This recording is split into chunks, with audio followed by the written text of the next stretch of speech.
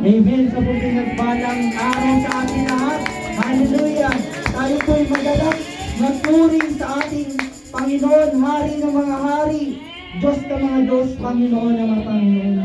Di po, bago tayo magsimula sa gawain ng Panginoon, tayo po'y manalangin. Panginoon, salamat Panginoon sa aming pagpupuri, sa aming pagsamba Panginoon. May taas namin ang iyong banal na pangalan, Panginoon. Lahat kami, Panginoon, ay patuloy na humingi ng habag sa iyo, Lord, na pagsama mo ngayong umagang ito, Lord, ang presensya mo, patuloy na maranasan ng bawat isa. Ang presensya mo na hindi malilimitahan. Ang presensya mo na may kapayapaan, may kagalakan sa bawat isa sa amin. Lord, nag-expect kami, Lord, ng dakilang bagay sa araw na ito. Lord, nagagawin mo sa gawain mo sa simula hanggang katapusan, Lord, nauna ka na sa aming mga buhay, Lord. Nauna ka na sa gawain mo, Lord. Salamat, Lord. Ang kaluwalhatian mo, Lord, salamat, Lord, na hayag sa aming kalagitnaan. Lord, ang liwanag mo, maliwanag ka sa lugar nito, Lord. In Jesus' name, amen. Lord, nakatawan mo na po ang muna sa pagsong Ate Abby.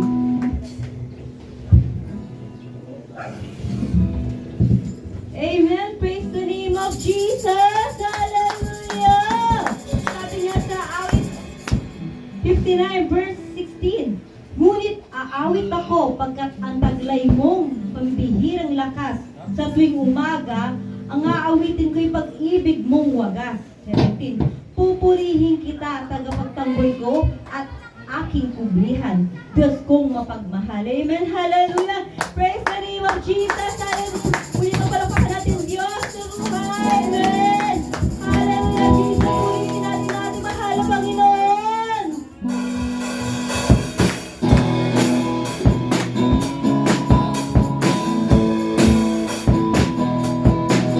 You are here.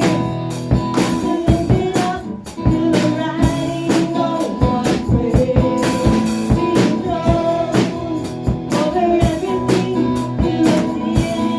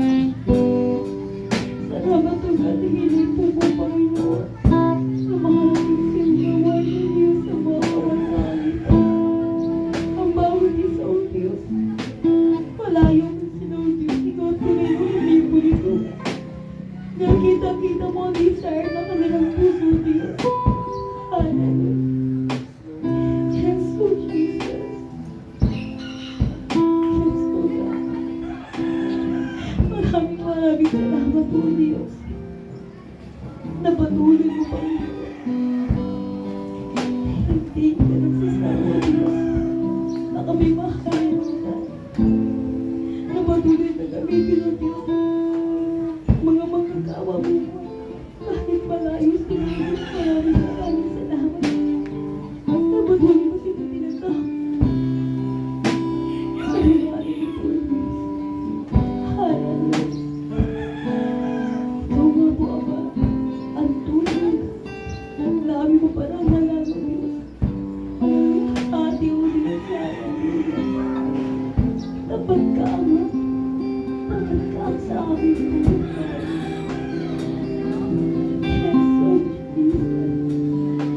Karapat-dapat ka, Panginoon. Aming Ama, Panginoon Jesus, hari ng mga hari, na ikaw, Diyos, nararapat na purihin, pabuhin, pasalamatan, nag-asawa, sa natalis, at pinapakala ng pangalan ng Jesus. Ang lahat ay magsabi ng Amen. Hallelujah.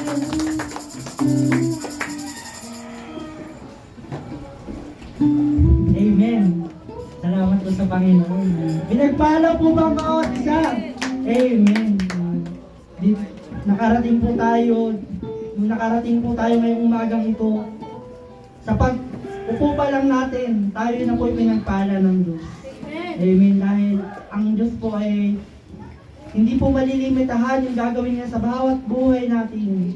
Kapag tayo po ay laging nasa gawain ng Diyos, ang Diyos po patuloy na gumagawa sa ating buhay dahil tayo mga anak niya na naglilingkod sa Kanya. Amen. Tayo po ay dumako po sa Amen. Naririto po yung mga kabataan ng Angono. Hallelujah!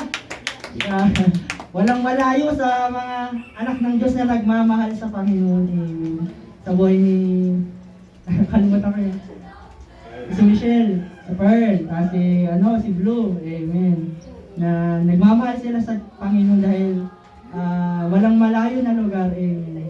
Kapag mahal talaga natin ang Panginoon, bibigay natin yung oras natin sa Kanya, ibibigay natin yung panahon natin sa Kanya dahil kung isipin pa natin araw-araw, hindi galing sa atin itong lahat ng bagay.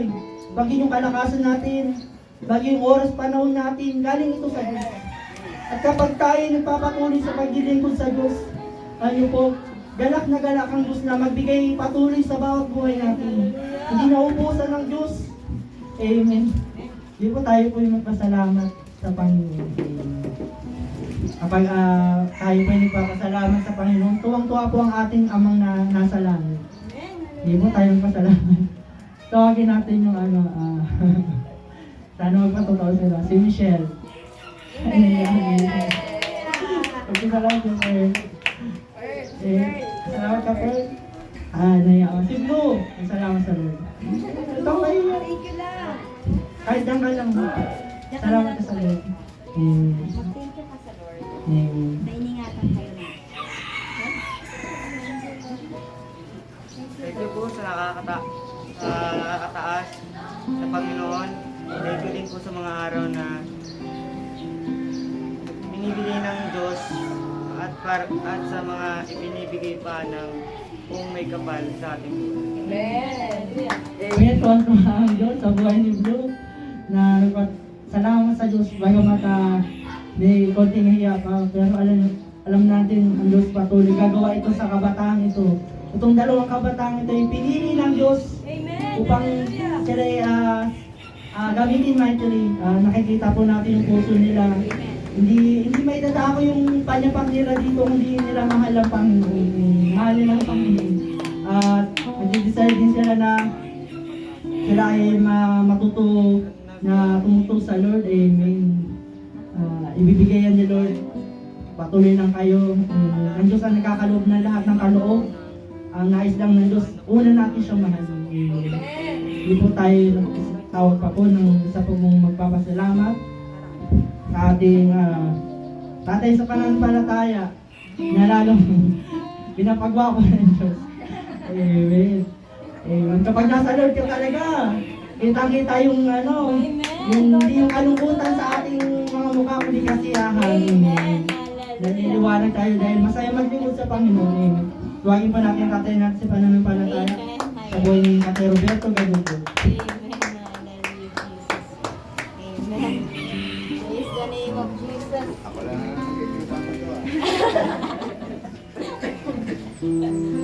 Sabi niyo, Magandang mapagpalang umaga sa linggo ito. Ako po'y patuloy na magpapasalamat sa ating Panginoon na muli tayong sama-sama sa panalangin, sa pagsamba sa ating mahal na Panginoon. Alam nyo,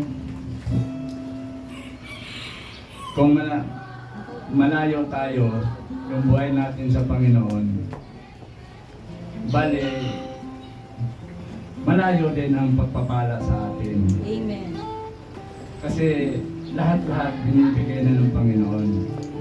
Yung pagpapala pisikal, proteksyon sa ating buhay laban sa mga masama at sa mga aksidenteng hindi natin nakalain mangyari sa buhay natin.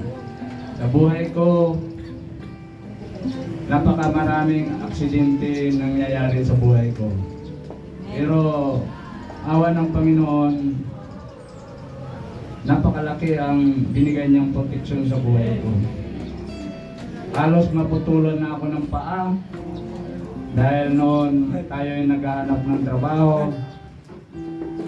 Habang naghahanap tayo ng trabaho, muntik na tayo madisgrasya sa kalsada. Muntik na akong masagasaan. Pero sa tulong siguro ng Panginoon, paglingon ko, andyan na yung sasakyan, babanggain na ako.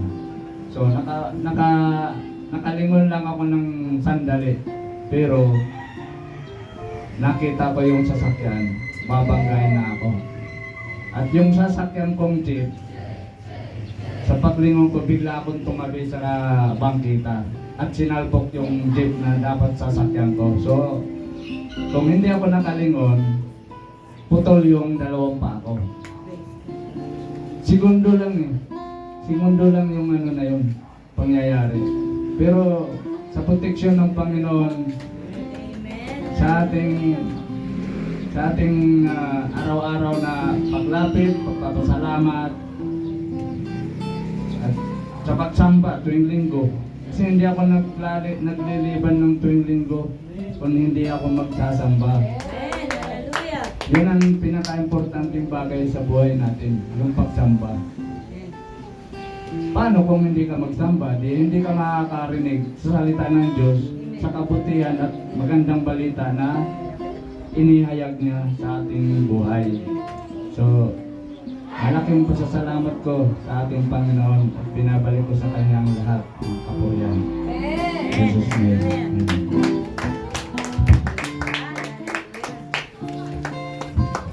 Amen. Tunay na kapag tayo naglilingkod ng Diyos, sa Diyos po, kapag tayo ay naglilingkod sa Diyos, ang pag-iingat ng Diyos ay nasa atin. Hindi tayo hayaan ng Diyos na tayo mapahamak. Dahil ang proteksyon ng Diyos, pag-iingat ng Diyos, nasa ating mga buhay.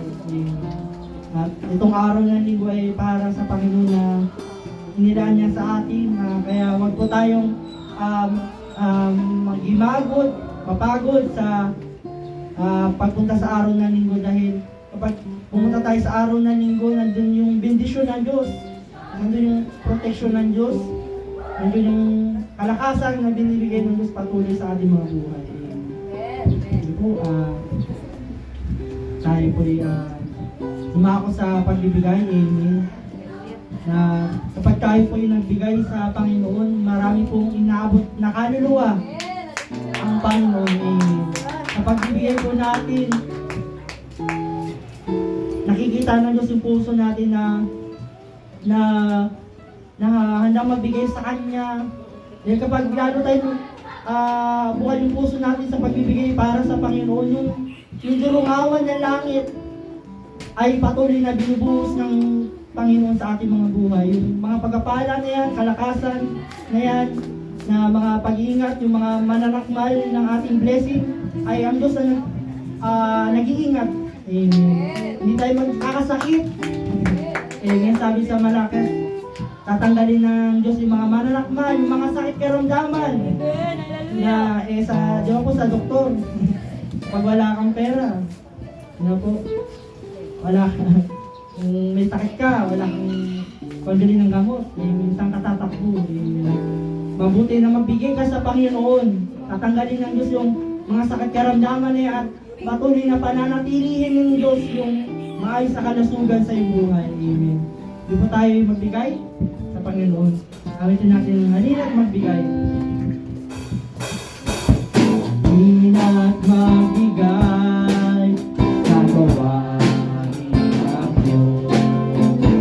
Nais mong ika'y pagpalain lubos. Hinatihan mo ang mabuti natin. Kasabay ng pagsambat, pagpupuri. Kasabay ng pagsambat, pagpupuri. Tayo, taas natin ang ating kanang kamay. Tayo po'y manalangin sa mga kaloob. Panginoon, salamat sa mga bukalang puso, bukas ang isipan para sa pagkakuloob, Panginoon. Lord Jesus, sa mga nagbigay ngayon, Lord, kita mo puso nila. Lord, ang mga nagbigay ngayon, Lord, at patuloy na nagbibigay, Lord, ay patuloy mo silang pagpalain, physical, emotional, Lord. Lord, salamat, Lord, sa buong sanlinggo, Lord, na natatahakin nila sa buhay nila, Lord. Ikaw mag-ingat sa buhay nila. Lahat na nagkaloob ngayon, Lord, pagpalain mo sila, Lord, sa trabaho nila, sa pamilya nila, Lord. Maging sa spiritual, Lord, pagpalain mo sila. Lord, buksan mo dururawan ng langit. Lahat ng bintana ng langit, lahat ng pagpapala na yan, ay buhos mo ngayon sa mga anak mo na nagbigay ngayon. Lord, salamat, Lord, ang promotion, Lord. Ang patuloy na pagtaas ng financial blessing sa mga buhay nila, Lord. Igawad mo, i-provide mo, Lord. Ikaw ang great provider namin, Lord. Ikaw ang dakilang pastor, hindi kami magkukulang sa lahat ng bagay. Kaya sa lang namin binabalik ang pinakamataas ng parangal, patuloy pasasalamat. In Jesus' name, amen. Amen. Tayo po'y gutom na po ba? Sino po kumain ng almusal? Kung kumain tayo ng almusal, ngayon kakain po tayo ng salita ng Diyos. Hindi ba tayo po'y tumayo lahat? Tayo po'y, bago tayo umako sa salita ng Diyos, awitin po natin thy word.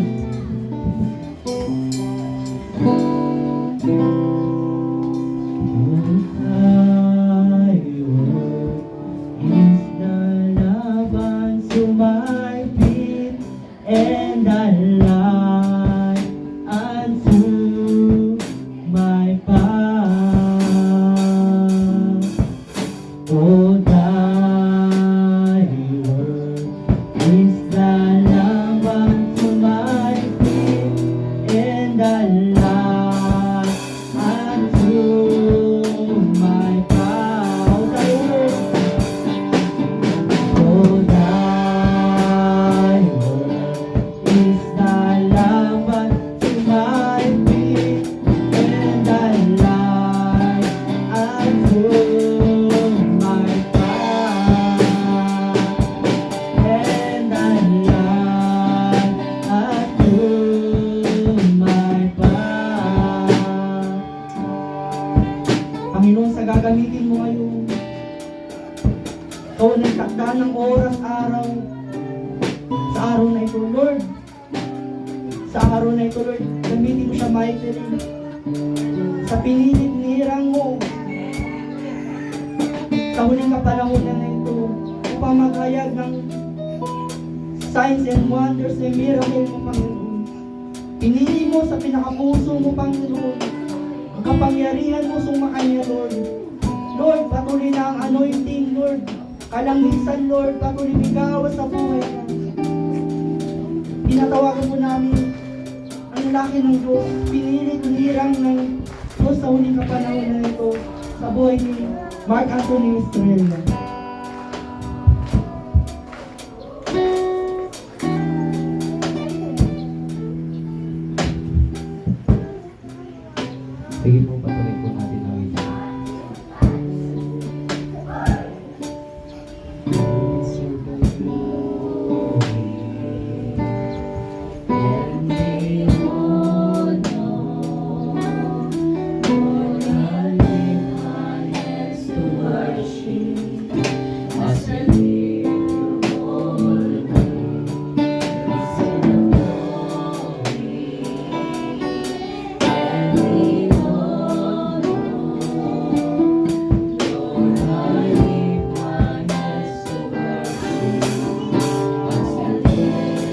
Minsan pa you deserve the glory. And the honor. Lord, I lift my hands to worship as we praise the Lord. There is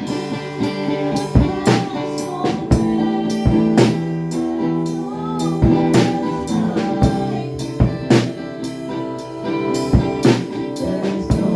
one else like you, for you are great.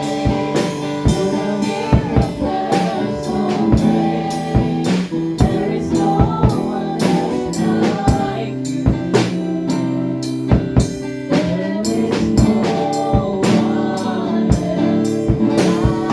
You are great. You are great. You're a miracle so great. There is no one else like you. There is no one else like you.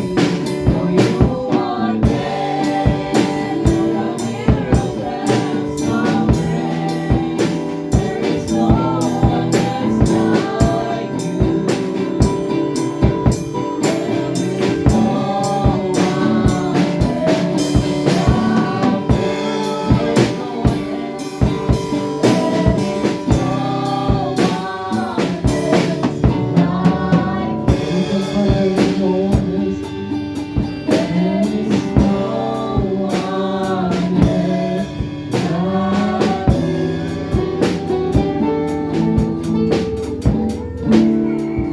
Let's worship God.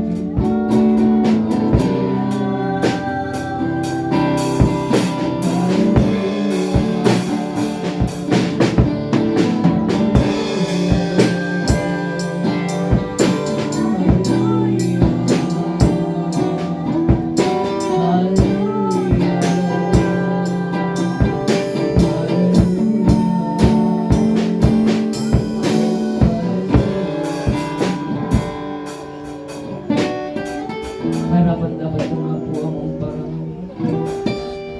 napakabuti mo na kahit kailan di mo kami iniwan, na kahit isang segundo man hindi ka nagpabaya sa amin. Salamat po sa mga oras po ito. Binigyan mo po kami ng pagkakataon para ikaw ay samba. Kaya nandito po ang aming mga buhay. Ihahandog po namin sa naglalaan po kami ng oras para ikaw ay mapaglingkod. Salamat po sa kabutihan. Ang aming mga katawan, tanggapin bilang buhay na handog sa iyo. Kaya nandito po kami. Ang mga anak mo sa Victorious Miracle Jesus Christ. Simula sa babae, pinilit hinirang mo sa iglesia po. Lahat po kami nagbabalik po sa iyo. Ang mataas na papurit pagluwan mo. Sa pangalan ni Jesus, everybody say, Amen. Sige po, palakpakan po natin ng malakas ang Panginoon.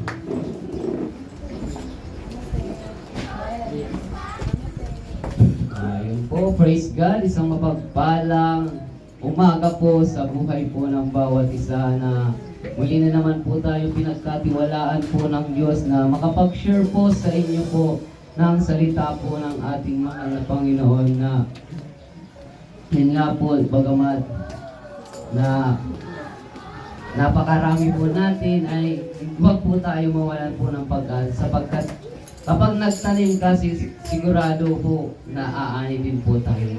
Kaya yun po na sa ating nanay sa pananampalataya, sa buhay ni Pastor Richie Idradan, at ang lahat po na narito ay bumabati po ng isang mapagpalang umaga po. Na ito pong umaga pong ito ay para po sa ating mahal na Panginoon. Kasi bakit po? Napakaraming araw yung ibinigay po ng Diyos para gawin po natin yung lahat ng ibig at nais po natin. Kaya itong araw pong ito ay ilaan lamang po natin sa Kanya. Kasi bakit po? Napaka-importante po na mapaglingkuran po ang ating mahal na Panginoon. Tulad nga po ng patutunan ng ating mahal na kapatid na ano po, segundo lamang. pero nakagawa po ang Diyos sa kanyang buhay. Kasi bakit po? Ganun po makapangyarihan po ang Diyos. Na hindi po natin maisip, hindi po natin maipaliwanag kung paano po siya kikilos, paano po siya gagalaw. Kasi bakit po? Limitado po yung mauunawaan po natin. Pero ang Diyos nakatakda na siyang gumawa. Anumang oras, anumang araw. Kaya yun po, na makapag-share po muli ako sa inyo ng salita po ng Lord, na ito po ay saklat po ng mga ngaral. Dahil patungkol po ito sa ating mga buhay.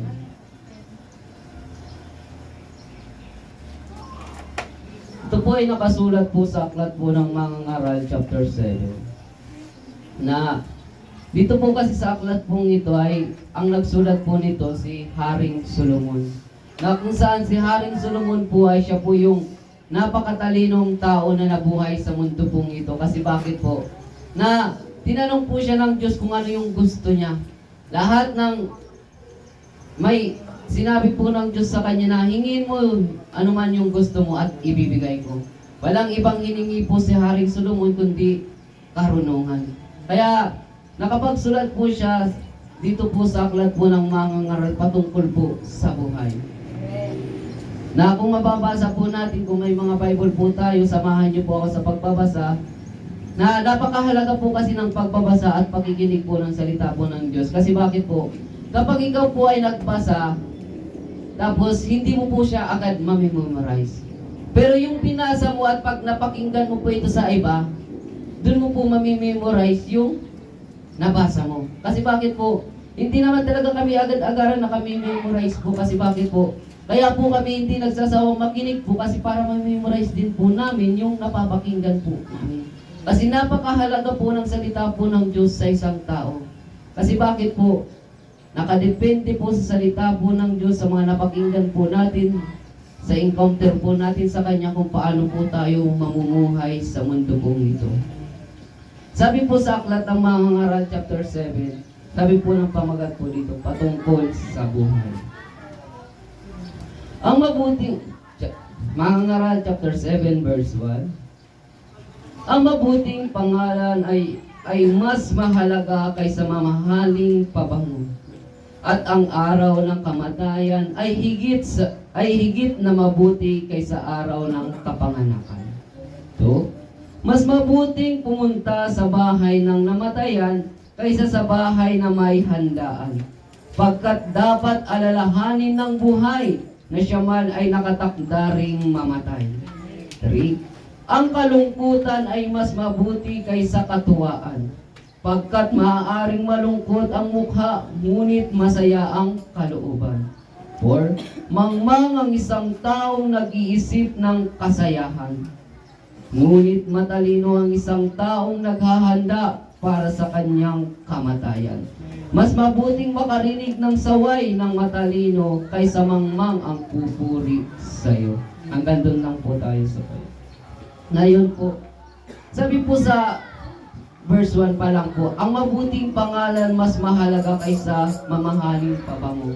Anong mayroon sa pangalan at anong mayroon sa pabango? Bakit ito yung ipinagkumpara po ng Panginoon?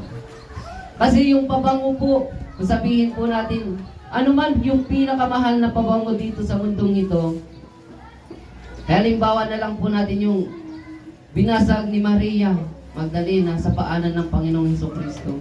Na yung alabaster box po na binasag po ng babae po ng Diyos, na ipinahid sa paa po ng Diyos, ay yung amoy niya po ay nakabalot po sa buong tahanan po ngayon. Naamoy po ng lahat at namangha po yung lahat.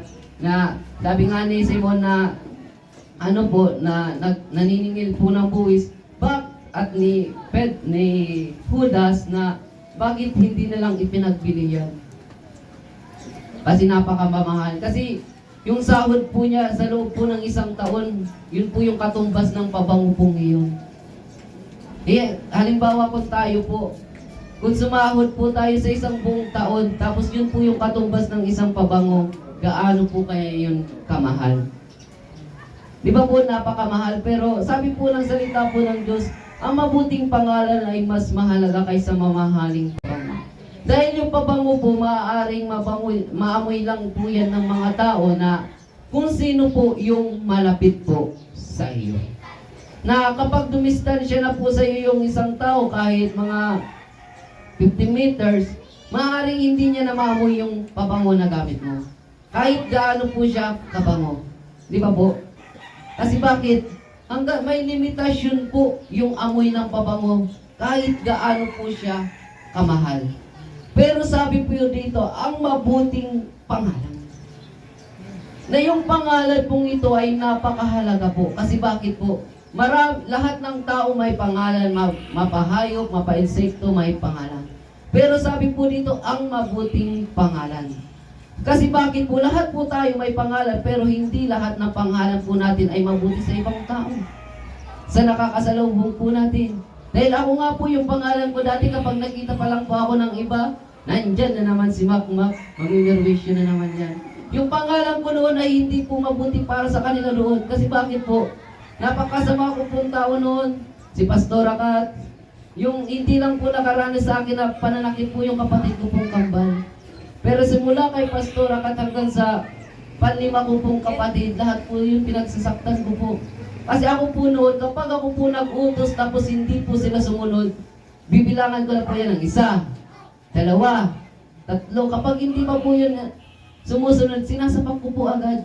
Ganun po ako noon kaano. Kasi bakit po wala po ako naunawaan.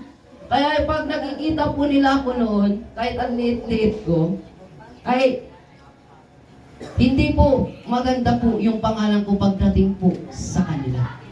Pero wish yun po yung pangalan ko po pagdating po sa iba pong tao. Si mama nga po, laman po ng barangay. Kasi bakit? Yung anak yung nagkasala, yung magulang kadamay. Di ba po? Kasi bakit? Nakagawa po tayo ng kasalanan. Yun po, kasi ibig sabihin yung pangalan ko po noon ay hindi naging mabuti. Kaya napakahalaga daw po ng mabuting pangalan.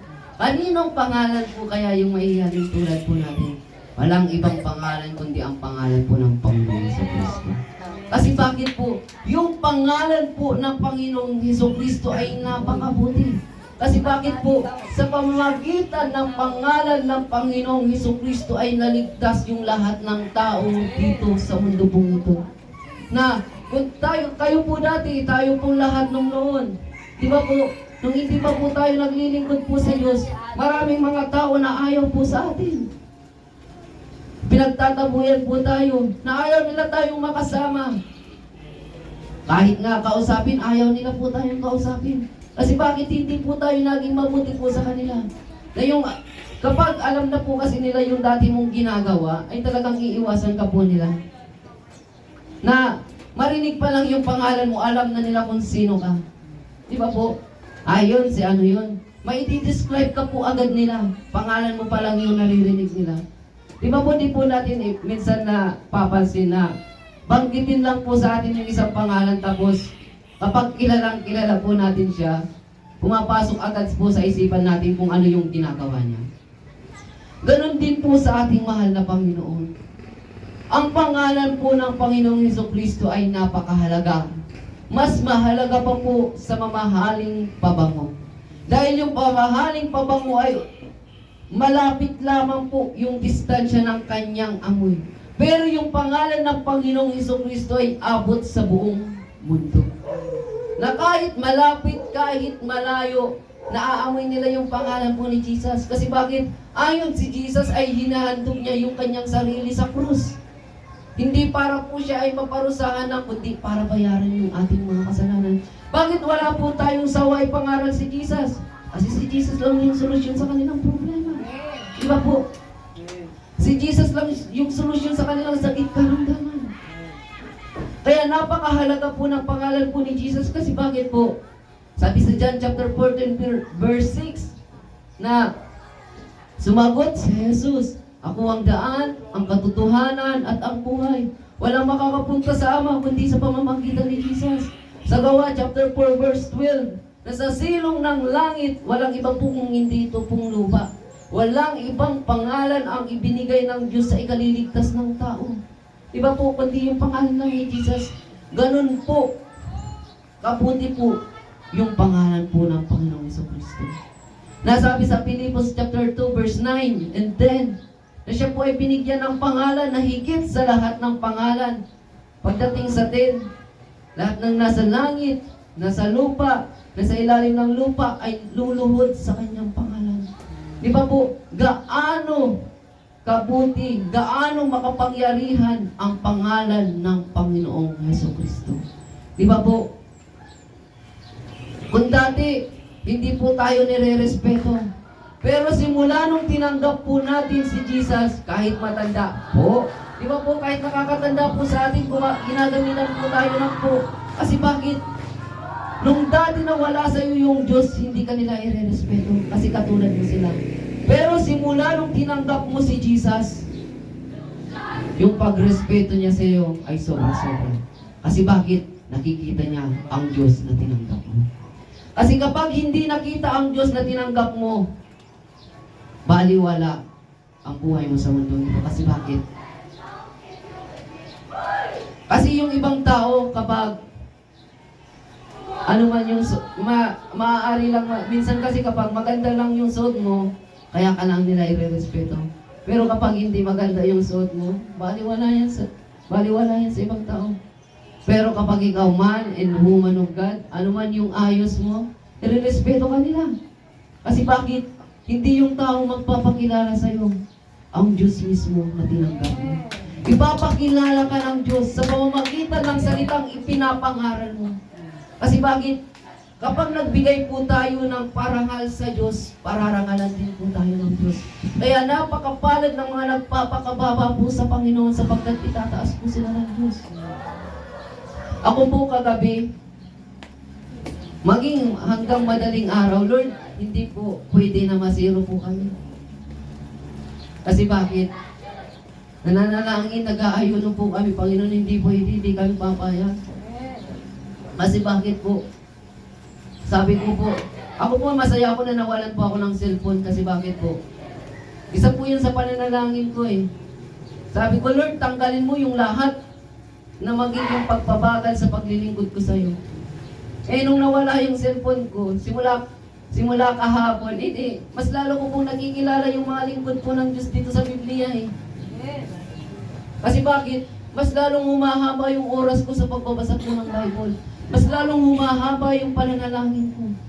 Kaya napakapanad, pero bibigyan pa naman tayo ng Diyos ng cellphone. Kasi bakit? Yung cellphone ko ngayon ay makuborn agin yung kumuha nun. Kasi bakit?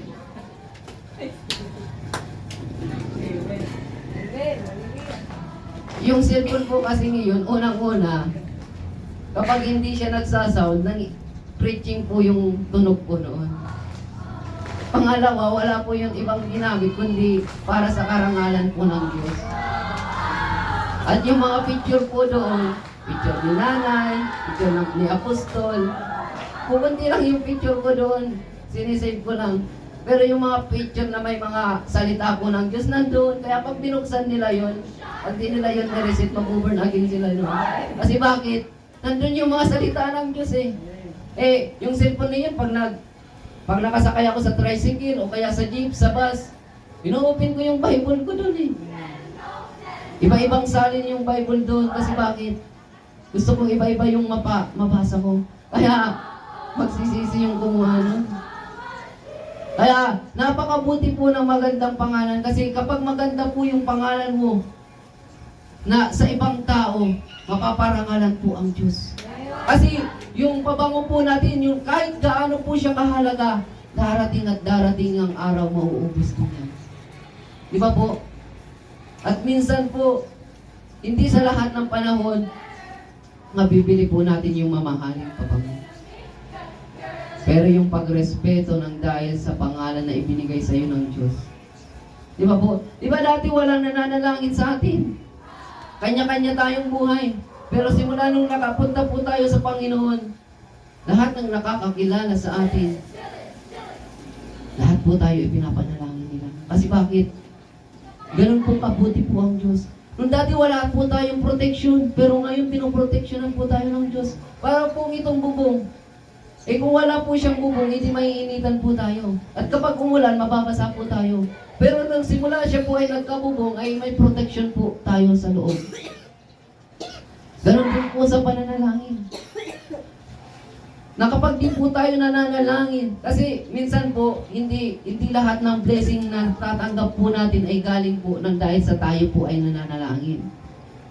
Minsan po, kaya po tayo binibigyan ng Lord ng maraming blessing kasi mayroong nananalangin sa atin. At hindi lahat sagot sa atin lang pananalangin, kundi pananalangin po ng lahat.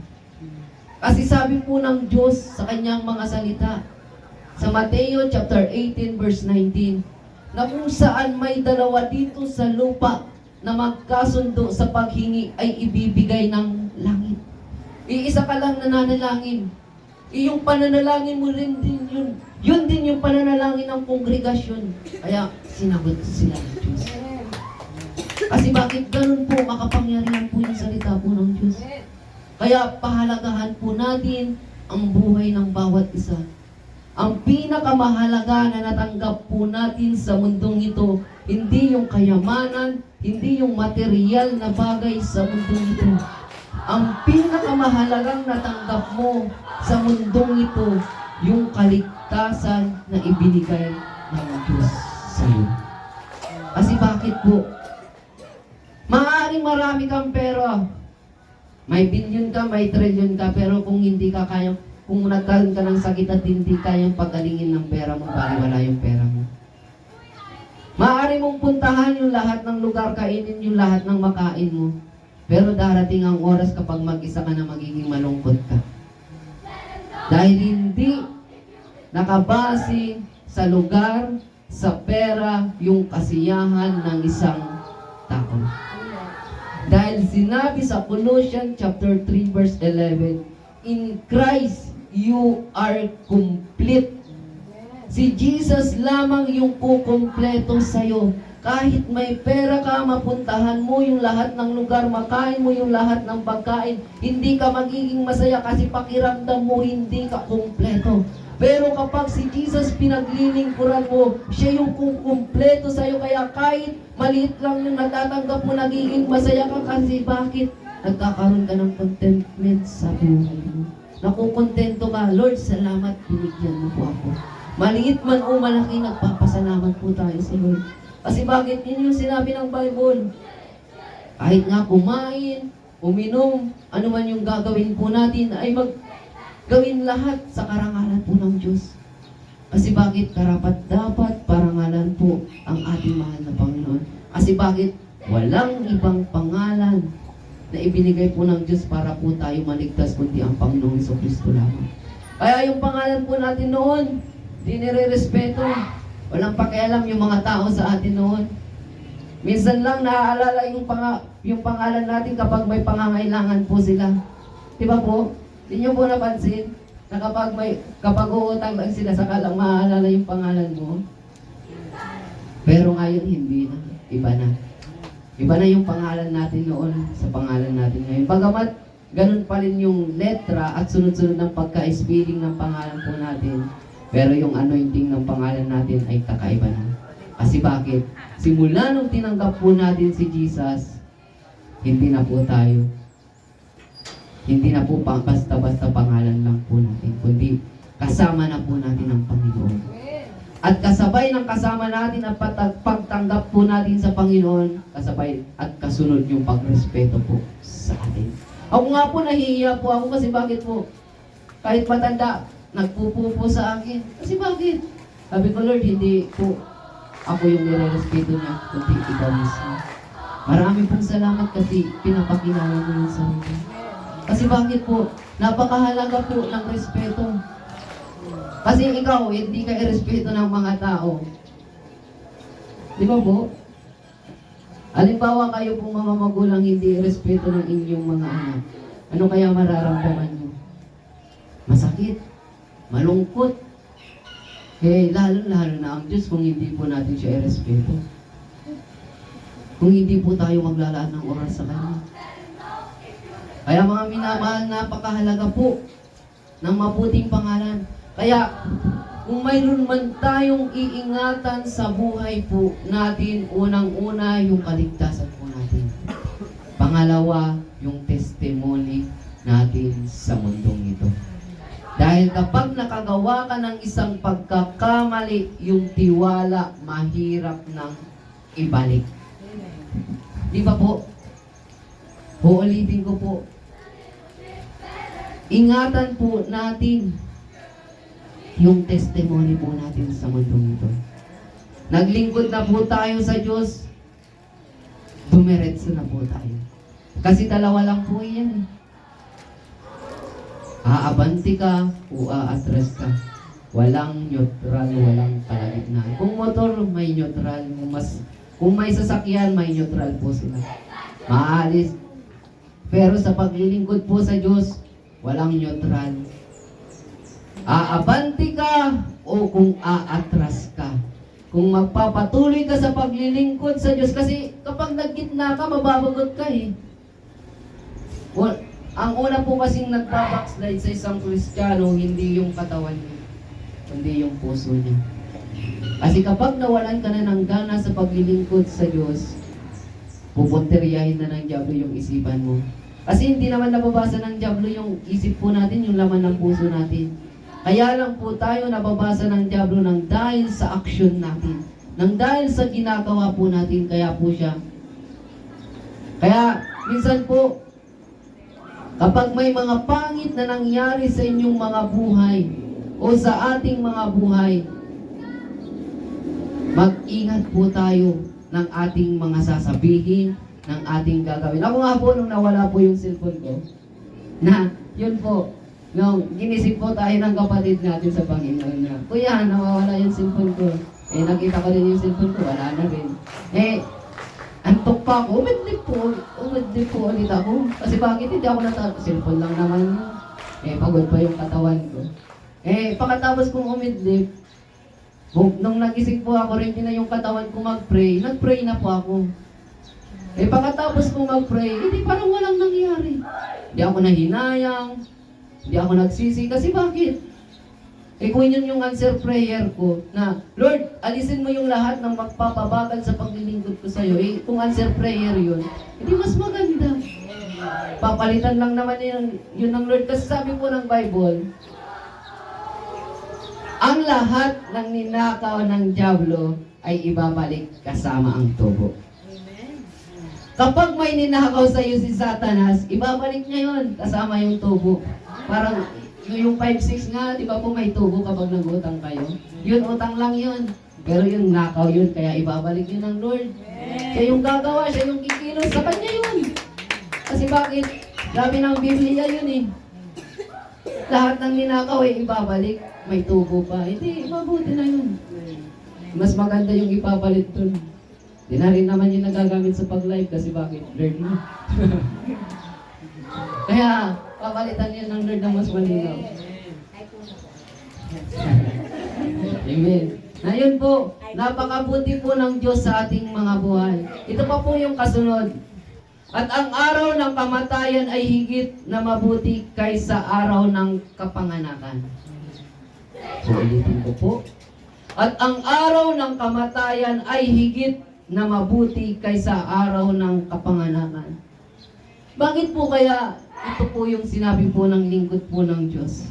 Na mas higit yung kamatayan kaysa sa kapanganakan. Di ba po, minsan po, di ba po kapag nagsilang po kayo ng bata, ay tuwang-tuwa po kayo. Yeah, bakit po? Kasi kapag namatay na, minsan po, nagiging malungkot po tayo. Di ba? Yun yung sa atin, na tayong mga tao. Pero ito yung sinabi po ng Bible. At ang araw ng kamatayan ay higit na mabuti kaysa araw ng kapanganakan. Ganito po, alin tulad po natin. Alin po yung mas masaya? Yung papasok, alin ba, di ba po yung mga bata, ano po yung unang, kinder po yun yung una po, no?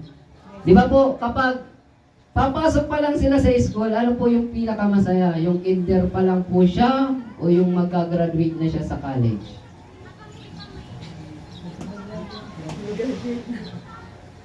Ulitin ka po. Sagutin niyo muna. Lakas-lakasan niyo. Alin po yung mas maganda? Yung anak mo na papasok pa lang sa daycare o kinder o yung anak mo na graduate na sa college? Di ba po? Graduate na sa college. Kaya ko po yung tinanong, basahin ko po ulit. At ang araw ng kamatayan ay higit na mabuti kaysa araw ng kapanganakan. Dahil nung mula po nung isinilang po tayo sa mundong ito, makikilala na natin ang mundo. Nakaranas po tayo ng kabighatian, kalungkutan, sakit karamdaman, may nanakit, tampo, sama ng loob. Pag naglingkod ka sa Diyos, mabuti. At kapag namatay ka, dito na po tayo gagraduate. Dito na po tayo hahatulan po ng Diyos.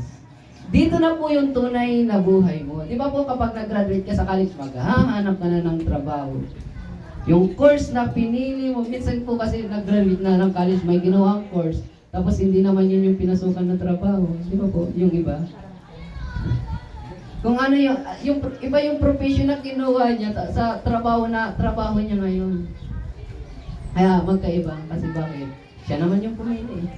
Well, ngayon po, di ba po, pinapili ko po kayo kung alin mas maganda. Yung papasok pa lang sa kinder o sa graduate na po ng college. Kaya ko po yun sinabi kasi ito po yung sinabi po ng Bible na mas higit yung araw ng kamatayan kaysa sa kapanganakan. Kasi yung araw na nabuhay po tayo sa mundong ito, tayo yung pipili ng daan kung saan po tayo patungo.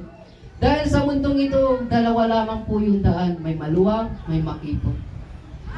Na dito sa maluwang na pintuan pong ito, nakadepende kung ano yung pipiliin mo. Kasi dalawa lang po yan, makipot at maluwang na pintuan.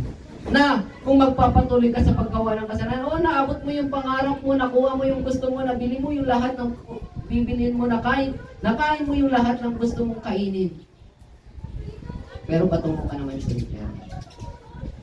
Ang ulitin ko po, sinabi ko po na po ito noon, ang pinakamahirap sa impyerno, hindi yung apoy na namamatay at hindi yung mga uod na hindi namamatay. Sabi ng Marcos. Ang pinakamahirap sa impyerno kapag napunta ka po doon, hindi ka na makakalabas pa. Sa impyerno, walang exit. At kapag pinili mo naman itong makipot na pintuan na ito, ikaw rin naman yung makikinabang. Hindi madaling sumunod po sa Diyos kapag nagre-reklamo ka. Pero kung hindi ka magre-reklamo sa Diyos, hindi ka mahihirapan. Di ba po kapag nagtatrabaho po tayo, kapag ginawa po natin ang kusa, walang kahirap-hirap. Masaya pa po tayong ginagawa yung trabaho po natin. Pero kapag nagtrabaho ka, puro ka reklamo, mali-mali na yung ginagawa mo, reklamo ka pa, mahihirapan ka pa. Kasi bakit? Nagre-reklamo ka eh. Ako noon, sanay ako magreklamo. Utos ako ng utos, pero ayaw ko na inuutosan ako. Ganun ako po noon. Pero ngayon, sinasabi ko na lang, Nay, ikaw po bahala. Punta ka dito, punta ka doon. Gawin mo to. Di ako nagre-reklamo kasi bakit? Old na yun eh. Sabi ng Corinto, 2 Corinthians chapter 5 verse 17, ang nakipag-isa na kay Kristo ay isa ng bagong nilalang. Wala na ang dati niyang pagkatao, sa halip na balitan na po ng bago. Di ibig sabihin, yung ugali mo noon, kalimutan mo noon yun. Gawin mo yung ngayon. Kaya, ulitin ko po, tayo pa rin yung magdidesisyon kung saan patungo yung kaluluwa po natin. Kasi yung katawan pong ito, babalik lang naman po ito sa alabok eh. Yung kaluluwa na nakatulog po dyan. Ito po yung napakalaga. Kaya mas higit yung kamatayan kaysa kapanganakan. Dahil nung ipinanganak ka sa mundong ito, magpipili ka pa lang ng daan. Kasi dito po, napakaiksi ng buhay po ng tao. Sabi sa Santiago chapter 4 verse 14, na ang buhay ng isang tao ay katulad lamang ng usok, pandali ang lumilitaw at pagdakay nawawala. Ilang segundo lang yung usok. Sabihin na natin, usok ng sigarilyo. Di ba po? Napakadali lang po. O, yung vape na lang kasi mas malakas yung usok. Di ba po? Yung vape, kapag ibinuga mo po siya, napakakapal po ng usok niyan. Eh, habang tumatagal siya po ay nawawala. Ganon din yung buhay po natin. Isinilang po tayo, malusog pa, malakas pa, pero habang tumatanda po tayo, manghihina po tayo. At kapag namatay po tayo, saan patungo ang kanyang harapan? Kasi 200 lang, tulad ng sinabi ko, walang gitna, abante o aatras ka. Kasi sa pagsunod po sa Diyos, sa ating mahal na Panginoon, mahihirapan ka kung magre-reklamo ka lang. Kung hindi mo ito gagawin na bukal sa puso mo. Dahil lahat tayo, hindi tayo pinipilit ng Diyos na paglingkuran po siya. Dahil ang nagmamahal ay hindi inuutusan na maglingkod po sa Diyos. Kasi bakit po, nung nagmahal kayo, hindi kayo inutusan ng kayo pong mga lalaki, hindi po kayo inutusan ng babae na, ibili mo ba ng ganyan? Gusto ko to, gusto ko yan. Di ba po? Bago mo yan napasagot, ikaw muna yung nag-decision para mapasagot siya. Gumawa ka ng effort para mapatunayan na mahal mo siya. Ganon din sa Lord. Gumawa po tayo ng hakbang para mapatunayan sa Kanya na mahal po natin siya. Ganon po kahalaga. Kaya sabi po dito, basahin ko po ulit, ang araw ng kamatayan ay mas higit na mabuti kaysa araw ng kapanganakan. Kasi dito po, yung ipinanganak ka, naghihirap ka, nagdusa ka, naglingkod ka sa Diyos, nahirapan ka sa paglingkod sa Diyos kasi maraming uusig sa iyo, hindi sasama sa iyo. Pero nung namatay ka sa mundong ito, sabi po kasi ng Bible, sabi sa John, hindi naman talaga namamatay yung mga naglilingkod po sa Diyos. John chapter 3 verse 36. Na hindi daw namamatay yung mga tao naglilingkod sa Diyos, kundi lumipat lang naman. Kundi yung katawan niya, yun po yung nawala. Kasi, pero yung kaluluwa niya ay nirigaluhan na ng Diyos ng buhay na walang hanggan. Pero kung nagpapatuloy ka sa paggawa ng pagkakasala, ay walang hanggang kamatayan din yung matatanggap mo. Kaya tayo pa rin po yung magdidesisyon. Kahit napakamakapangyarihan po ng Diyos, hindi niya po tayo pinapakialaman hanggat ayaw po natin. Parang ganito lang po siya. Parang ito pong church. Na kapag sinabi ko po sa inyo na bawal po kayong pumasok dito sa loob pong ito, kasi siya po ay sabihin na natin privacy. Yeah. Di ba po? Hindi pwede na pumasok ka dyan. Dito ka lang. Gawin mo yung lahat ng gusto mo sa lugar na ito. Pero pagdating sa likod, huwag kang papasok. Di ba po? Maraya kang gawin yung lahat ng bagay dito. Pero sa loob, bawal. Yung parang yung sa bahay, maaari kang pumasok sa sala pero sa kwarto, huwag kang papasok. Kasi yun ay privacy na. Eh kapag ginanon mo si Lord, na, Lord, hanggang puso lang kita ha, pero yung pangarap ko, huwag mong papakialaman ha, yung gusto kong marating, huwag mong papakialaman ha, ako yung magdidesisyon dito, yung gusto kong trabaho, huwag mong papakialaman sa akin to. Eh pero kapag nagdesisyon ka na, o sige Lord, pagharian mo yung buhay ko, gawin mo yung lahat ng ibig at nais mo, eh malaya ang Diyos na makakakilos.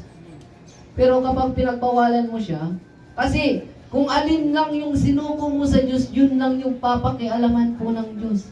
Kasi yun po yung, katulad ng sinabi ko, na kapag ito lang yung sinabi mo sa Kanya na available lang siya kung ano yung gawin niya, kung naisin niyang gawin sa lugar na ito, magagawa niya. Pero pagdating sa loob, wala po siyang karapatang pumasok. Kapag nilimitahan mo ang Diyos sa buhay mo, limitado din yung magagawa niya. Kaya napakahalaga na habang buhay pa po tayo, piliin po natin ang Diyos. Kasi kapag nawala na yung buhay natin sa mundong ito, may walang hanggang naghihintay po sa atin. Ganun po kahalaga yung buhay ng isang tao. Dahil kahit kapag nasa impyerno ka na, hindi porkit napunta yung mga tao sa impyerno ay hindi sila mahal ng Diyos. Mali po yung mga nagsasabi po ng ganun. Lahat ng tao na nagkasala, nagkamali, mahal na mahal sila ng Diyos. Galit ang Diyos sa kasalanan, hindi sa taong nagkasala. Dahil kung galit ang Diyos sa mga taong nagkasala, hindi sana hindi niya binigay si Jesus para mapatawad po tayo. Ganun niya siya po kabuti. Kaya lang napupunta yung tao sa impyerno kasi sabi po ang Diyos kasi hindi konsentador. Papangaral niya yung salita niya. Yung tungkulin ng Diyos, ipangaral yung salita niya, ipaalam sa mga tao. At yung tungkulin ng mga tao ay sumunod sa Diyos. Yun po yung tungkulin po natin sa Kanya. At dito po sa kasunod, sabi po dito, ito pa lang po tayo, mas mabuting pumunta sa bahay ng namatayan kaysa sa bahay na may handaan. Pagkat dapat alalahanin ng buhay na siya man ay nakatakdang ring mamatay. Ito pong verse pong ito, madalas ko po itong maikot sa vigil o sa may namatayan na po. Kasi sabi po dito, mas mabuting pumunta sa bahay na may namatayan kaysa bahay na may handaan. Kasi bakit? Sabi po sa karugdong, pagkat dapat alalahanin ng buhay na siya man ay nakatakda ring mamatay. Na, kasi kapag pumunta ka sa may birthday yan, may kasalan, yung may mga handaan, ilang iba magsasaya kaya lang doon eh. Makakalimutan mo yung kamatayan. Kasi yung isipin mo yung kaligayahan, yung kasiyahan. Pero kapag pumunta ka sa may patay, isilipin mo yung namatay, darating yung araw, hihiya ka rin. Kahit napakarami mong lupa, napakalawak ng lupa mo, pag di mo pinagamit yan sa Diyos, baliwala yung lupa na yan. Kasi bakit? Kahit napakalawak ng lupa mo, kwadrado pa rin yung papasukan ng kabaon mo. Kakaunti pa rin yung mapapakinabangan mo. Ilang meters lang yan. Di ba po? Napakaliit lang ng lupa na pagpapasukan. Kaya habang buhay pa po tayo, sabi po ng Roma, walang nabubuhay para sa sarili lamang. Kasi bakit? Kapag namatay po tayo, kinakailangan po natin yung ibang tao na magdadala ng kabaong po natin. Kasi kapag namatay ka na, hindi mo pwedeng bitbitin yung sarili mong kabaong. Kailangan mo yung ibang tao. Kaya pahalagahan natin yung mga taong nakakasama natin, yung mga tao na mahal natin sa buhay. Kasi sa huli sila din yung tutulong po sa atin. Kaya sabi po dito na mas mabuting pumunta sa bahay ng namatayan. Kasi bakit? Alalahanin mo na ikaw din ay nakatakda ring mamatay. Kaya seryosuhin mo yung paglilingkod sa Diyos. Kaya kami nga po, kapag pumunta ka po kami sa patay, hindi kami nakapokus sa patay. Nakapokus kami sa pangabuhay. Kasi bakit? Yung patay, patay na yun. Kahit ipag-pray yun, kapag nagpatuloy, kung naggawa yun ng kasalanan, namatay siya sa paggawa ng kasalanan, impyerno yun. Pero yung mga tao na buhay pa, yun po, sabi po ng mga ngaral na hanggat buhay pa po yung tao, may pag-asa pa. Eh yung patay na wala na po siyang pag-asa. Mali po yung sabi ng mga Katoliko na, sabi po nila na may purgatorio na kapag pinanalangin ay maaari po silang ilipat. Mali po yun. Yung tama, habang buhay ka pa, pagsisihan mo lang kung ayaw mo maparusahan. Dahil dito nga sa mundo, kapag nagkasala ka, inuhuli ka ng pulis. Ano yung ginagawa sa iyo ng pulis? Kinukulong ka. Kung gaano kabigat yung kasalanan na ginawa mo, ganun din kabigat yung parusa na ibibigay sa iyo. Yung iba nga, hanggang kamatayan na yung parusa. Sila po. Eh doon pa sa impyerno, hindi ka na makaka-exit pa. Kung dito nabuhay ka ng 100 years, sa impyerno kapag yung mga tao, yung mga kaluluwa ng tao kapag napunta doon, billion, million, trillion years yung bibilangin, walang hanggan kang mapaparusahan doon. Ipagpapalit mo ba yung kasiyahan mo ng 100 years sa walang hanggang kaparusahan? O yung kasiyahan mo dito sa mundong ito ay ipaglingkod mo na lang sa Diyos at darating yung araw na magkakaroon ka ng kagalakan. Yung may nabasa nga po ako sa Facebook na sabi po doon, enjoy now, suffer later. Kasi bakit? In-enjoy niya yung mundo eh. Siya yung pumili ng daan papunta sa kapahamakan. At tayo rin yung pipili ng daan papunta sa buhay na walang hanggan. Kasi ganito lang po siya kadali. Na, dalawang uri lang naman yung lalakaran po natin kasi maluwang, makipot, di ba po? Na halimbawa, ganito po yung lakad po ng mundo, dito po sila lumalakad papunta sa maluwang na pintuan. Mga pagkakasala, hinanakit, tampo, sama ng loob, pagdaramdam, pagnanakaw, pangangalunya, dito po sila dadaan. Ikaw na anak po ng Diyos, huwag ka dyan dumaan. Dito ka na rin, salubungin mo sila, huwag mo kang sumabay sa kanila. Kasi iba yung daan mo sa daan po nila, ikaw papunta ka sa langit, sila papunta sa impyerno kapag di sila nagsisi. Kaya ganun po, kabuti po ang salita po ng Diyos. Buhay pa po tayo, pinapaalalahanan na po tayo. Sabi po sa kasunod, ang kalungkutan ay mas mabuti kaysa katuwaan, pagkat maaaring malungkot ang mukha, ngunit masaya ang kalooban. Na minsan po yung ibang mga tao na akala po natin malungkot, pero yung puso po nila ay napakasaya. Minsan naman, yung mga tao na masaya, pero pag yung totoo, malungkot na po pala. Kasi ganun po ako dati, na pag-arap po sa mga tao, masaya po ako. Dati po yun Ngayon po, pero kapag mag-isa na po ako, kasi ako po kasi kapag nalulungkot na po ako, umaakyat na po ako sa puno. Gusto ko sa puno ng kasya, sa puno ng mangga, at minsan po gusto ko sa itaas po ng bubong. Doon po ako nahiga, doon sa mga puno, minsan po sa bubong.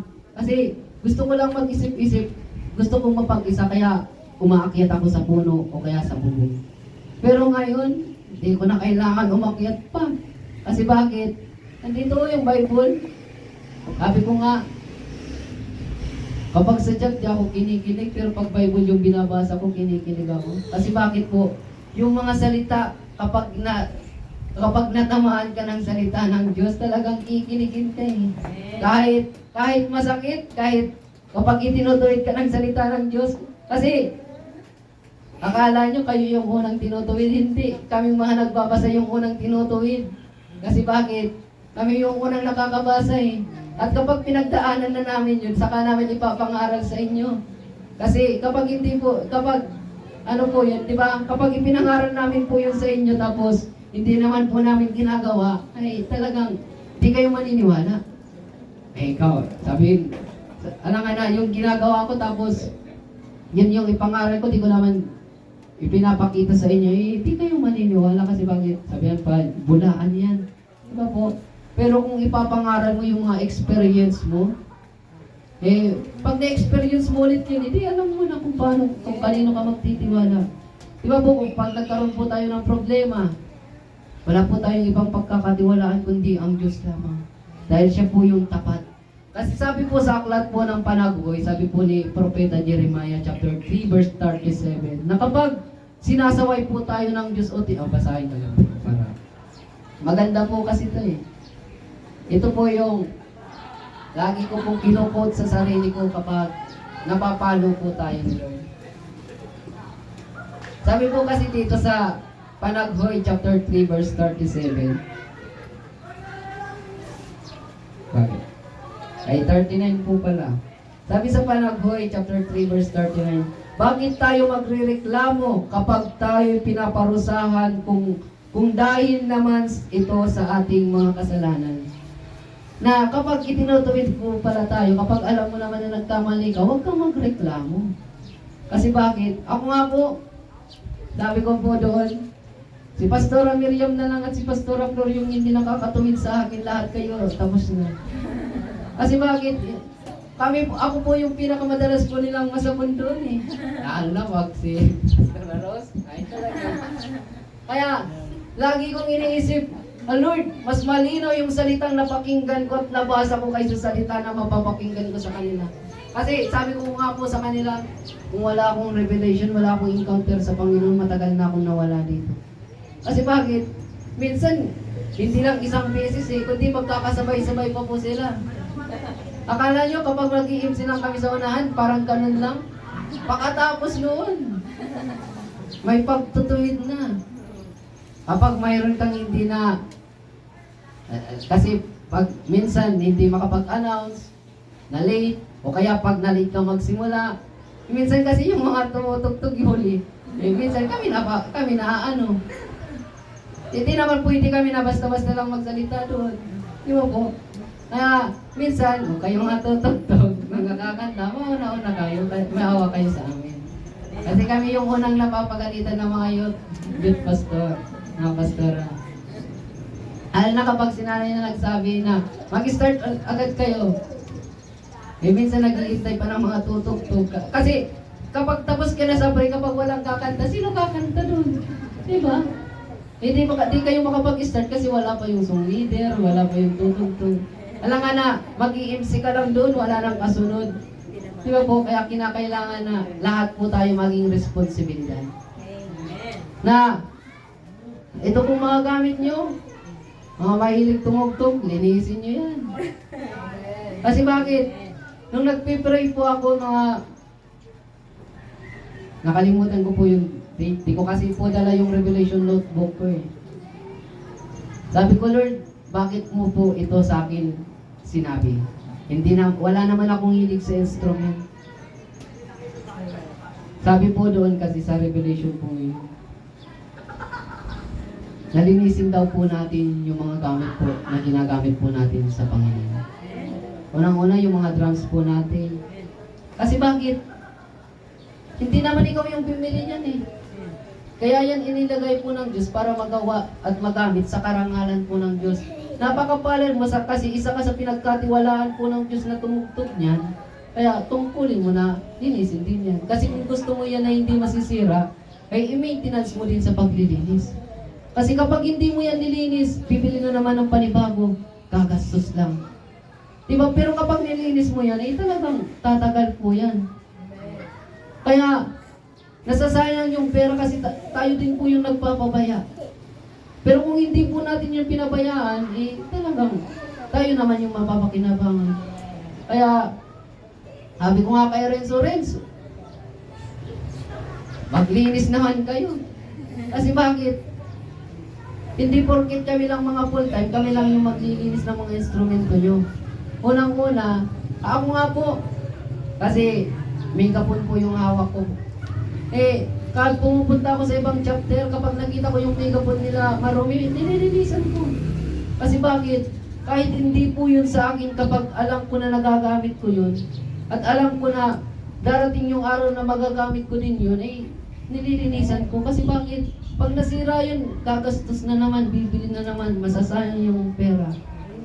Diba? Pero kapag naging na-maintenance, lalo na nung pag-uwi ko sa Bicol, sabi ko, Lord, halatang hindi sila nag-i-evangelism. Kasi napakaraming alikabok ng megapon, pinakausap ko sila. Bakit hindi nyo ito nililinisan? Di nyo po ba alam? Kaya ito ibinigay dito ni nanay kasi para lagi kayong mag-evangelism. Napakapalad po doon kasi dalawa yung battery ng megapon po doon. Eh, yung megapon na gamit namin, napakahina. Pinagtsatsagaan po namin. Kasi bakit? Para may pangalan lang po sila.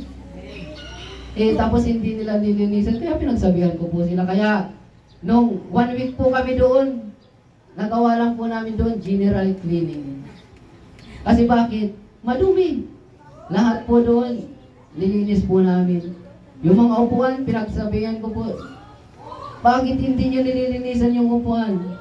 Kasi bakit? Madumi. Kaya napakahalaga po na pag sinutuwid po tayo, huwag po tayo magreklamo. Kasi bakit? Kung tayo naman yung nagkamali. Eh kasi ako po noon, ngayon na lang. At kapag itinutuwid po ako ng mga pastor-pastora,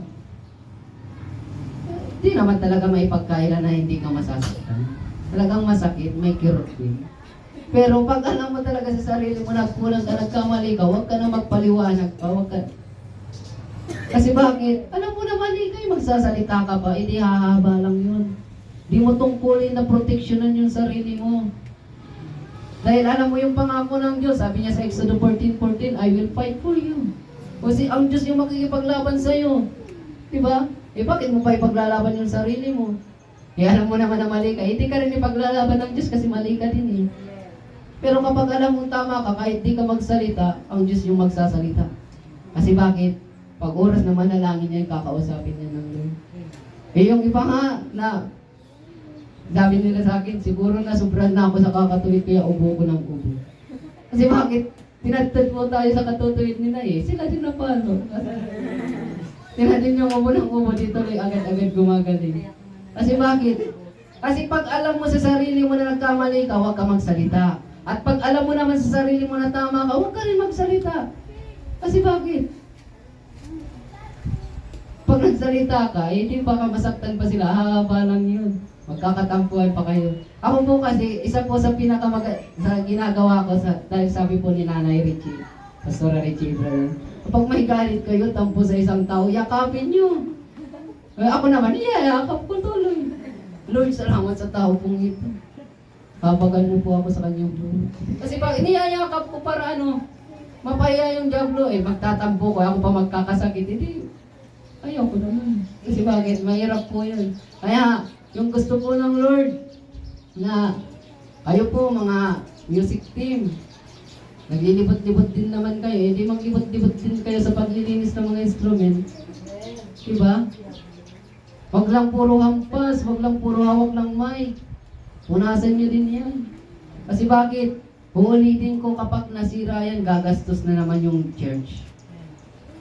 Para maiwasan po natin na magkaroon ng maraming gastusan. Kasi, ang mamahal po ng instrument. Diba po? Di natin alam. Yung mga lingkod ng Diyos na mga niloob ng Lord na magtrabaho. Ilang buwan nilang sweldo yan. Diba po? Pinag-ipunan pa. Tapos, pababayaan lang po natin. Kung mahal mo yung kaloob na binigay sa iyo ng Diyos, mahalin mo rin yung ginagamit mo. Kasi bakit? Ikaw naman po, kasama ng pagtugtog mo, mapaparangalan mo ang Diyos. At kapag naparangalan mo ang Diyos, paparangalan ka rin ng Diyos. Hindi niyo po ba napapansin kayo, lalo na po yung mga Flames of Sun, na po, lahat ng mga kabataan ng mga manunugtog, hangang-hanga po sa inyong mga buhay. Kasi pagdating sa kantahan, tugtugan, kayo po yung ginagaya po nila. Kasi bakit? Napakagaling niyo sa instrument kung magaling po tayo sa instrument, magaling din po tayo maglinis ng instrument ng Lord. Kaya, gayon po, napakahalaga po sa ating mahal na Panginoon. Kasi bakit po? Mahalaga po ang lahat ng bagay na inilagay po ng Diyos sa loob ng kanyang iglesia. Kung paano po natin pinapahalagaan yung ating mga sarili, pahalagaan din po natin yung ginagamit po natin para sa ating mahal na Panginoon. Ito po sa kasunod po nitong verse po ito. Mangmang ang isang tao nag-iisip ng kasayahan, ngunit matalino ang isang tao naghahanda para sa kanyang kamatayan. Kasi bakit po? Ulitin ko nga po. Dadahan-dahanin ko lang. Minsan po ginagamit po namin sa evangelism. Mangangaral chapter 7 verse 4. Mangmang ang isang tao nag-iisip ng kasayahan, ngunit matalino ang isang tao naghahanda para sa kanyang kamatayan. Maaari kang maging masaya na hindi nagkakasala. Sabi ng Korinto, na malaya kang gawin yung lahat ng bagay pero hindi lahat ikakabuti mo.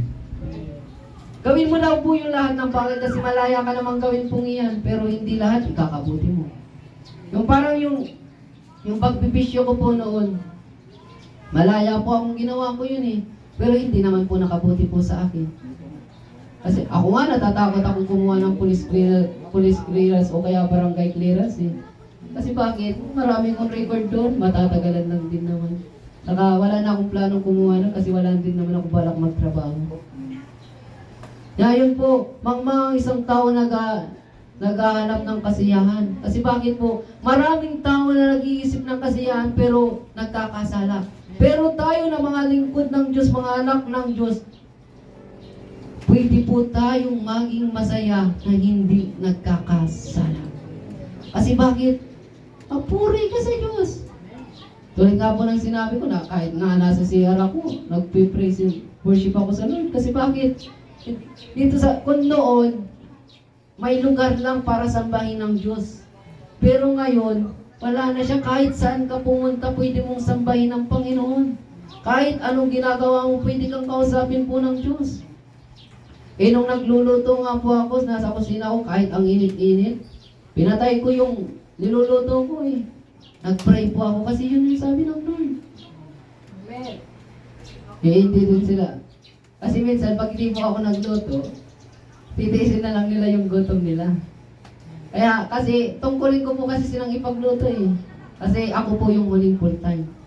Tungkulin ko na ako po yung maglingkod po sa kanila. Pero hindi lahat ginagawa ko kasi sila din gumagawa. Pero kasi nasa mindset ko, na kapag trinabaho pa nila ito, mga pastor sila, mga pastora po sila, mababa lang yung kanilang pagbabasa at pananalangin. Kasi ako po, kapag nagbabasa ako, tapos pag binabasa ko, tapos inuutosan ako, mapuputol yung pagbabasa ko, nalulungkot ako eh.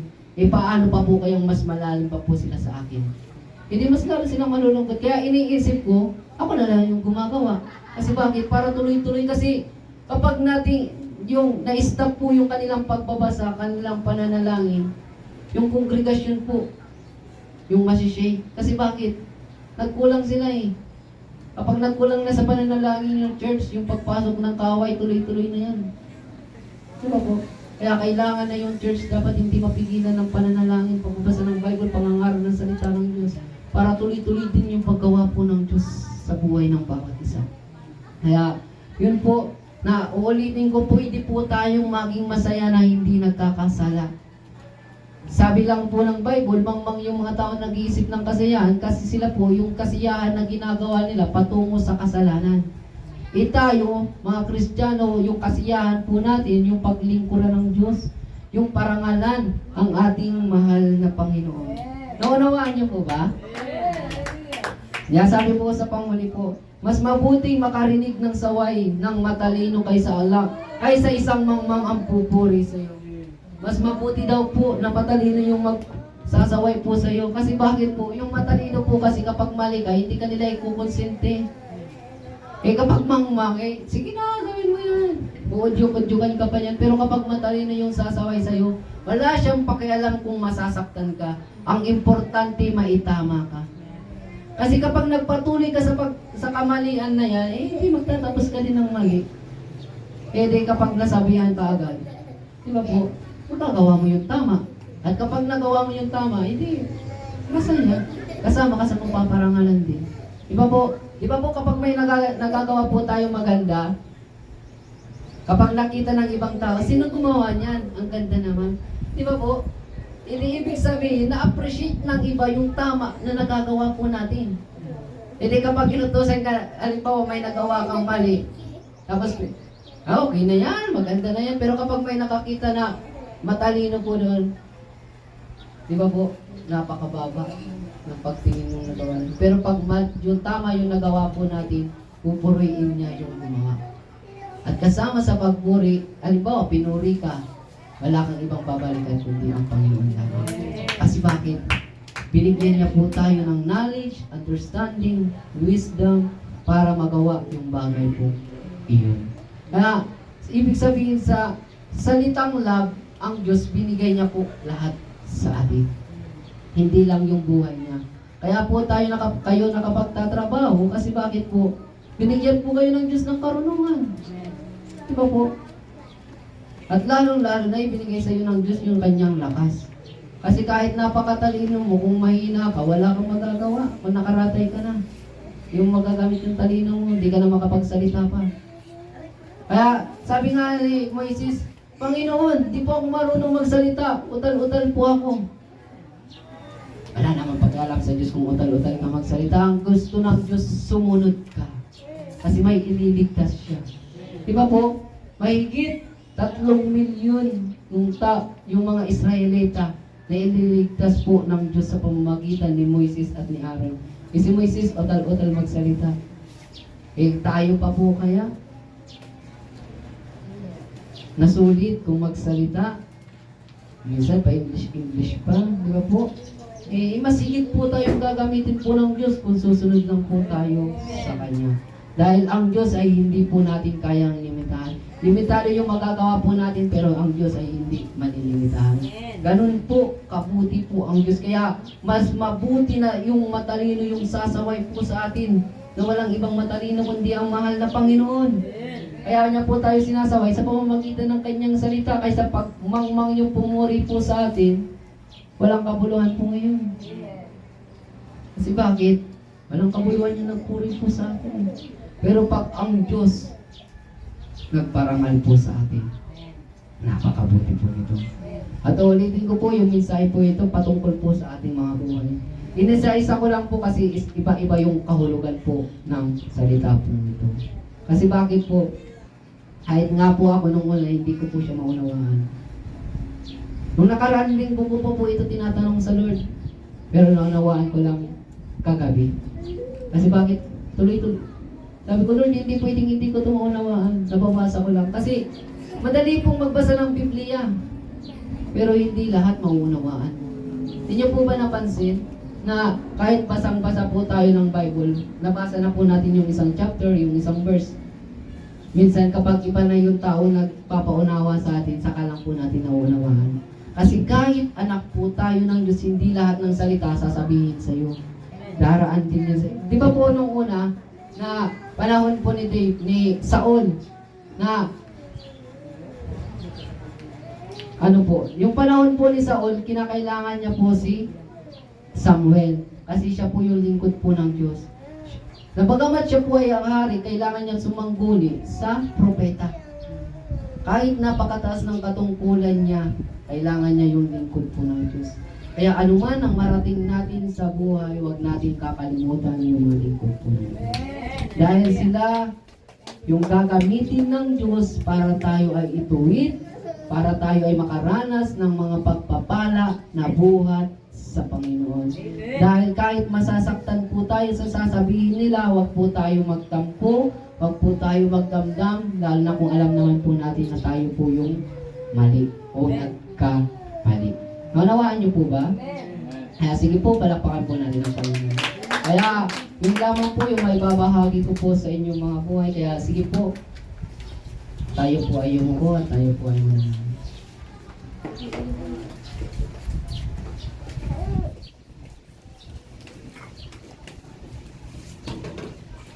Ang makapangyarihan.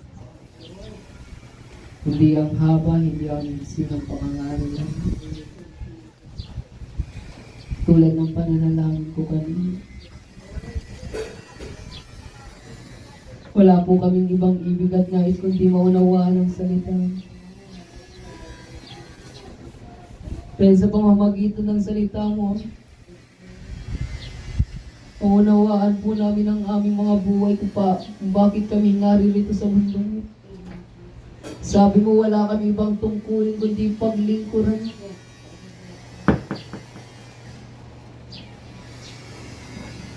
Ang bawat salita po, Panginoon, na napakinggan po namin sa umaga po. Tulad ng mga salita, sabi mo, iuukit mo yung bawat pangako. Iuukit mo yung bawat letra sa kanilang mga puso upang hindi ito makalimot. Pinapaalala ko po ito sa iyo, Panginoon. Yung bawat mensahe mo sa umaga po ito. Iukit mo po sa kanilang mga puso, sa kanilang mga isipan. Ano man ang kanilang gagawin, pagtatrabaho man, pag-aaral man. Patuloy itong magpaalala na napakahalaga na mapaglingkuran. Napakahalaga na sambahin ang pangalan. Napakaiksi lang ng buhay sa mundong ito, Panginoon. Pero ang kapalit ng aming pagsunod ay buhay na walang hanggan na ibibigay mo.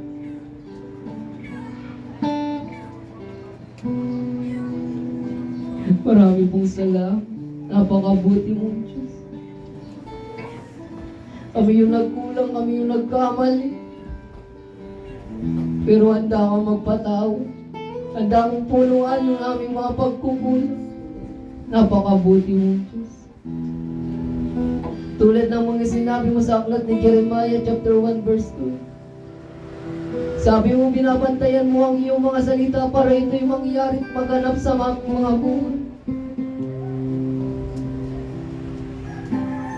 Ang mga gawin mo, ang mga salita na aming napakinggan sa kanila, sa amin. Bawat mensahe mo, bawat kapahayagan, ay patuloy magpaalala, mabulay-bulay po namin. Patuloy mo silang ingat. Sabi mo sa aklat ng Timoteo chapter 4 verse 8, Ikaw ang mag-iingat sa amin sa lahat ng uri ng kasamaan. At ikaw rin ang mag-aatid sa amin ng ligtas sa iyong kaharian dyan sa langit. Ama, habang nabubuhay kami sa mundong ito, ingatan mo po ang aking mga kapatid pong ito, ang aking mga magulang ito. Ang lahat ng anak mo sa Victorious Miracle Jesus Ministry. Ingatan mo po sa kanila sila sa pagtatrabaho, sa pag-aaral. I-bless mo po ang kanilang mga po. Maghari ka po sa kanila. Paano sila naglaan ng oras? Higit pa sa isang basong malamig na tubig ang ibinigay nila sa iyo, Panginoon. Kundi yung buhay nila, yung inaalay nila, yung oras nila, yung panahon nila, yung binigay nila sa iyo. Sabi mo, seek ye first the kingdom of God. Sinunod namin po yung utos. Hinanap namin yung kaharian. Ikaw yung inuna namin. Tungkulin mong iragdag ang lahat ng aming pangangailangan. Marami pong salamat. Dinagdag mo na lahat ng pangangailangan ng iyong mga anak, binigay mo. Salamat po, Panginoon. Sa iliwan mo po ito lahat. Lahat ng aming pananalangin. At sa aming pag-uwi, tulad ng pangako mo sa awit 91 verse 11, na isusugo mo ang iyong libo-libong anghel saan mang kami dako pumaroon, tiyak na iingatan at hindi pababayaan. Ang bawat isa na nandito, maging sa nanonood, Panginoon, mula sa pinakabata hanggang sa pinakamatanda, isugo mo sa bawat isa ang iyong libo-libong anghel upang sila ay proteksyonan, ingat. Marami pong salamat, kada Holy Spirit. Kumilos ka po sa kanilang mga buhay. Dalangin ko po na sa aming pag-uwi, sa aming pagtulog, may encounter ka po namin. Ito yung season. Sabi mo kahit hindi ka namin hanapin, ikaw yung maghahanap sa amin. Magpaparanas ka sa amin, Panginoon. Marami pong salamat. Father God, salamat po sa dakilang pag-ibig. Salamat po, Panginoong Jesucristo. Inalay mo ang iyong buhay. Magkaroon lang po kami ng buhay na walang hanggan at ganap na kaligtas. Kaya ang Victorious Miracle Jesus Ministry, sa pangunguna ng lingkod mo, Pastora Richie Idran, ay nagbabalik po sa iyo ng pinakamataas na papurit pagluwalhati sa pangalan ni Jesus, everybody say, Amen. Sige po, pinakita po sa iyo. Po tayo po ay tumayo lahat bilang panalangin ng pagtatapos. Panginoon, salamat sa dakilang bagay, sa mga salita mo na aming napakinggan. Lord Jesus, salamat sa ginamit mo. Patuloy mo siya, Lord, gamitin mighty, Lord, sa pangaral ng iyong salita. Lord, salamat sa buhay niya, na patuloy na i-anoint mo siya, Lord, patuloy mo siya itaas, Lord. Patuloy mo siya nilagay sa pinakaplano mo, sa pinakakalooban mo sa kanyang buhay. Lord, salamat sa buhay niya, Lord, na pinakita mo, Lord, sa aming mga buhay, kung ano na dapat namin gagawin. Aming mga puso, Lord, patuloy na iaalay namin sa iyo, Lord. Lord, salamat, Lord, na sa mga revelasyon mo ngayon, na patuloy na malakaran namin, sa gawa namin, Lord, ay sa pamuhay namin. Sa iyo ang mundang yung banal na dugo, Lord. Itimo mo sa pinakaibuturan ng aming mga puso. Lord, ignay mo kami patuloy sa mga salita mo. Magrema sa aming mga puso, na hindi namin ito makalimutan hanggang sa pag-uwi namin. Ito'y malakaran namin, Lord. May pamuhay namin. Maging kagaya mo kami, Panginoong Kristo. Salamat sa ginamit mo, Lord. Gamitin mo siya mighty, Lord. Patuloy pagmalain ang buhay niya, pamilya niya, Lord, nanay, tatay niya, Lord, sa lahat ng kapatid niya, Lord. Gamitin mo sila mighty, Lord. Salamat, Lord, sa umagang ito. Kaya sa iyo lang namin binabalik ang